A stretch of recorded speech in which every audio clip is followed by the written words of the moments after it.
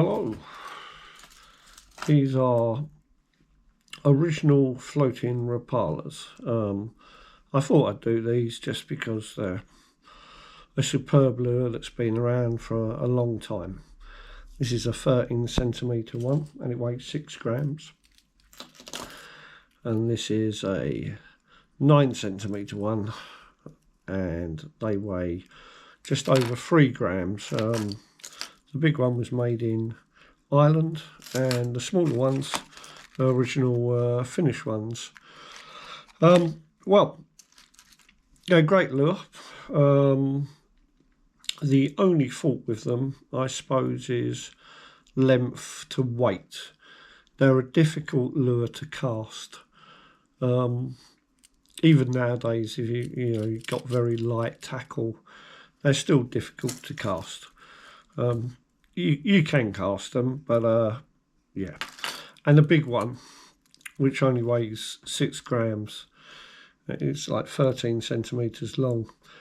You're not going to get a great cast with that. You're not going to whack it out. But where they excel, and where they really excel, is for trolling. The little ones, I used to troll in the sea, and I used to catch bass on them, mackerel, you name it. I mean, basically, you'll catch anything that swims on these lures, to be fair. But they're good lures for that, good, even in the smaller sizes, good for trolling. And the small ones dive, I believe, to about 1.5 meters, and the big one dives slightly more than that. What I mainly used the big ones for, well, the only thing I used big ones for, was for salmon fishing in the big lakes in Ireland, and especially on Loch Carran in County Kerry. These were the spring trolling bait. It's what everyone trolled with, and they accounted for huge amounts of fish back in the day. They really did. Absolutely great to troll. They dive, wiggle like this, and they're very, very attractive to fish, and of course they still would be today. One thing we used to do back then was take the back hook off and attach the body, the rubber body of a flying sea to the end of them.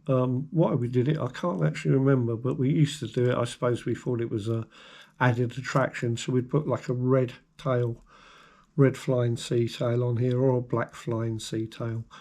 Yeah, and it worked. It worked really well.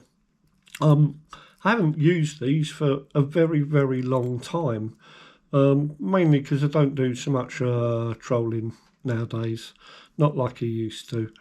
But, you know, they work as well as they ever did.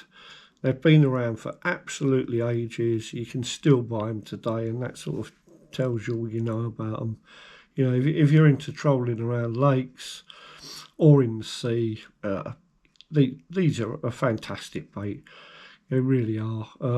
They cost about £10, something like that. So they're sort of average price, I would say, for a lure like this.